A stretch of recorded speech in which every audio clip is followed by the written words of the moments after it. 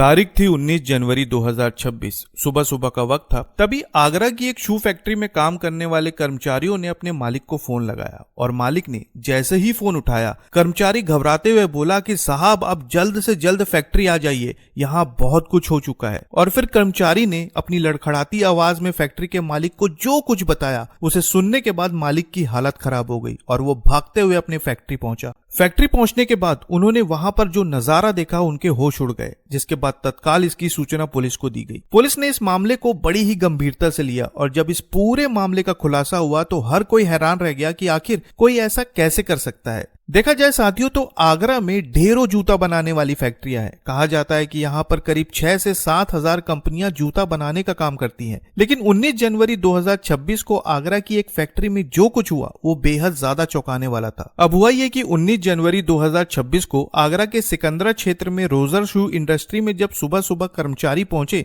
तो उन्हें उस वक्त बिल्कुल भी अंदाजा नहीं था कि उस फैक्ट्री में एक बहुत बड़ी घटना घट चुकी है। अब रोज की तरह कर्मचारी इस फैक्ट्री में काम करने के लिए पहुंच रहे थे। धीरे धीरे फैक्ट्री की मशीनें चालू हो रही थी, लेकिन फिर जैसे ही कुछ कर्मचारी फैक्ट्री की पहली मंजिल पर पहुंचे तो उनके होश उड़ गए, क्योंकि इस फैक्ट्री की पहली मंजिल पर जितनी भी अलमारियां रखी हुई थी, सभी की सभी अलमारियों के ताले टूटे हुए थे और अंदर का सामान बिखरा पड़ा था। अब ये सब देखकर कर्मचारियों के हाथ पांव ठंडे पड़ गए। उन्हें समझ में नहीं आ रहा था कि आखिर यहाँ पर हुआ क्या है। लेकिन फिर इसी दौरान कर्मचारियों ने तुरंत फैक्ट्री के मालिक को फोन लगाया और पूरी जानकारी दी। अब फोन पर जैसे ही ये बताया गया कि फैक्ट्री के ताले टूटे हैं और लॉकर से सामान गायब है, तो ये सब सुनकर उनकी हालत खराब हो गई और वो तुरंत फैक्ट्री के लिए रवाना हुए। वहां पहुंचने के बाद उन्होंने देखा कि लॉकर खुला पड़ा है, ताले टूटे थे और अंदर रखी नकदी और जेवरात गायब थे। सच कहें तो ये कोई छोटी मोटी चोरी नहीं थी, बल्कि करोड़ों रुपए का सामान गायब हो चुका था। मीडिया सूत्रों के अनुसार करीब 7 से 7.5 करोड़ की नकदी और जेवरात गायब थे। लेकिन अब सवाल यह था कि इतनी बड़ी फैक्ट्री जहां पर सुरक्षा के ढेरों प्रबंध है,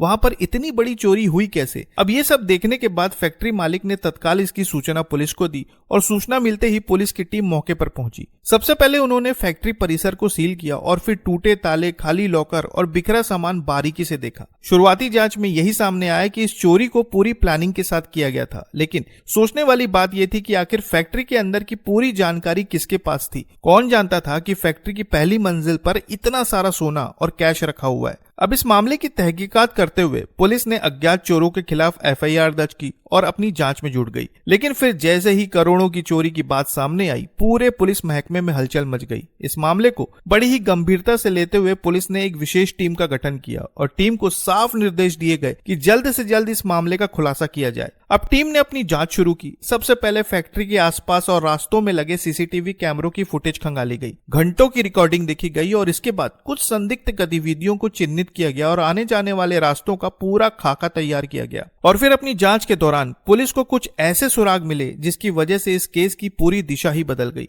जांच के आधार पर 22 जनवरी को पुलिस ने एक बड़ी कार्रवाई की। गोल चक्कर चौराहा के पास जौपुरा से पनवारी की ओर जाने वाले कच्चे रास्ते पर पुलिस टीम ने घेराबंदी कर 3 लोगों को पकड़ा और जब इनकी ठीक तरह से तलाशी ली गई तो पुलिस को एक बड़ी कामयाबी मिली। आरोपियों के कब्जे से 66,33,000 रुपए नगद और करोड़ों रुपए की डायमंड ज्वेलरी बरामद हुई। गिरफ्तार किए गए आरोपियों में से एक है अनुपम शर्मा, उसका भाई अनुराग शर्मा और कल्याणपुर गांव का रहने वाला संजय सिंह। गिरफ्तारी के बाद जब इनसे पूछताछ शुरू हुई तो शुरुआत में ये पुलिस को गुमराह करने की कोशिश कर रहे थे, लेकिन जब इनसे सख्ती से पूछताछ हुई तब इन्होंने इस पूरी घटना की एक ऐसी कहानी बयां की जो बेहद ज्यादा चौंकाने वाली थी। मीडिया सूत्रों की माने तो पूछताछ के दौरान ये बात सामने आई कि इस पूरी घटना को अंजाम देने के पीछे एक ऐसे व्यक्ति का हाथ था जो इसी कंपनी में काफी लंबे समय से काम करता आ रहा था, और वो था अनुपम शर्मा। अनुपम शर्मा इस कंपनी में सुपरवाइजर था और लंबे समय से इस फैक्ट्री में काम करने के दौरान उसे अच्छी तरह से पता था कि फैक्ट्री के अंदर कहां से कौन सा रास्ता निकलता है, इस फैक्ट्री में कर्मचारी कितने हैं और चौकीदारों की ड्यूटी कहां कहां पर लगी हुई है।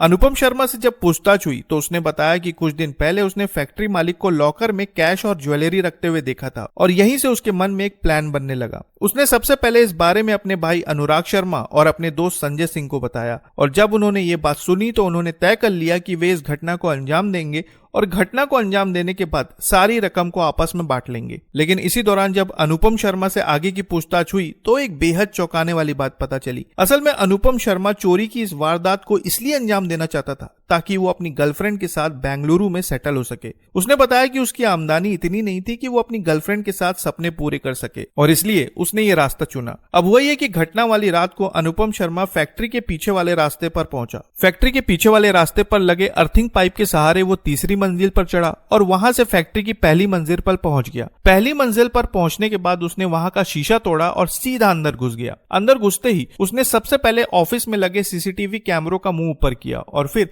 सीधा लॉकर के पास पहुंचकर उसे तोड़ने में लग गया। लॉकर तोड़कर अनुपम ने उसके अंदर से रखी नकदी और जेवरात बोरे में भरकर पूरा सामान समेटा और उसी रास्ते से फैक्ट्री के बाहर निकल गया। इसी दौरान बाहर उसका भाई अनुराग शर्मा और दोस्त संजय सिंह फैक्ट्री के आसपास निगरानी कर रहे थे। वे आसपास लगे कैमरों से बचते हुए इस बात पर नजर रख रहे थे कि कोई संदिग्ध हलचल ना हो। चोरी के बाद तीनों ने फैक्ट्री के पीछे जंगल इलाके में सारा माल छुपा दिया और फिर अलग अलग रास्ते से वहां से निकल गए। उनका प्लान था कि कुछ दिन बाद चोरी का माल निकालकर आपस में बांट लिया जाएगा। लेकिन पुलिस की जांच लगातार आगे बढ़ी। सीसीटीवी फुटेज और तकनीकी जांच के आधार पर पुलिस आरोपियों तक पहुंच गई। 22 जनवरी को जब तीनों आरोपी चोरी का माल जंगल से निकालकर बंटवारे के लिए ला रहे थे, उसी वक्त पुलिस टीम ने उन्हें दबोच लिया। मौके से नकदी और डायमंड ज्वेलरी को बरामद कर लिया गया, जिसके बाद करोड़ों की इस चोरी का पूरा खुलासा हो गया। फिलहाल तीनों आरोपी पुलिस की हिरासत में हैं। मामले में आगे की कानूनी कार्रवाई की जा रही है और पुलिस अधिकारियों के मुताबिक इस केस से जुड़े सभी पहलुओं की जांच की जा रही है। तो साथियों, ये था उत्तर प्रदेश के आगरा का वो मामला जिसके खुलासे ने हर किसी को चौंका कर रख दिया। आप इस पूरे मामले पर क्या कहना चाहेंगे कमेंट में जरूर बताएं और नई खबरों के लिए चैनल को सब्सक्राइब करना ना भूलें। तो फिर मिलते हैं साथियों बिल्कुल एक नई खबर के साथ। तब तक के लिए आपका बहुत बहुत धन्यवाद।